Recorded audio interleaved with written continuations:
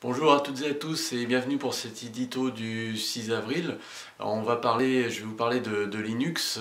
Pourquoi? Parce que la Linux Foundation, donc une fondation américaine qui porte ce projet, a sorti son rapport annuel qui présente un petit peu qui fabrique Linux aujourd'hui. Donc Linux, c'est ce qu'on appelle un noyau, c'est une partie du système d'exploitation, c'est celle qui permet au système d'exploitation, aux applications qui tournent dedans, de dialoguer avec les disques durs, le processeur, la mémoire, etc. Et puis qui va gérer un petit peu toutes les tâches. Voilà, je ne rentre pas plus dans le détail.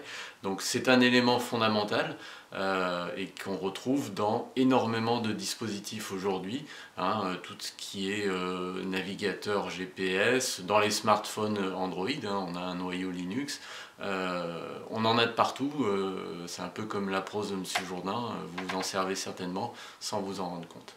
C'est un projet collaboratif et donc on a un certain nombre d'entreprises qui y contribuent, des entreprises mais aussi des personnes qu'on ne sait pas identifier, c'est un peu la magie de l'open source du logiciel libre. On a des contributeurs qui font probablement des améliorations sur le noyau sur leur temps libre. Et ça représente quand même près de 16% des contributions.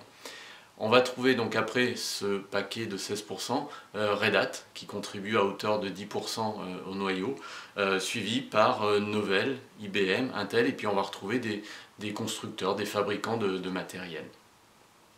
Petite surprise dans le classement, on voit apparaître dans le top 20 Microsoft. Alors Microsoft, quel rapport avec Linux? Donc je vous dis tout de suite, Linux ne va pas devenir le noyau de Microsoft, mais par contre Microsoft contribue à Linux pour améliorer le support des systèmes d'exploitation basés sur ce noyau dans ses outils de virtualisation, notamment Hyper-V.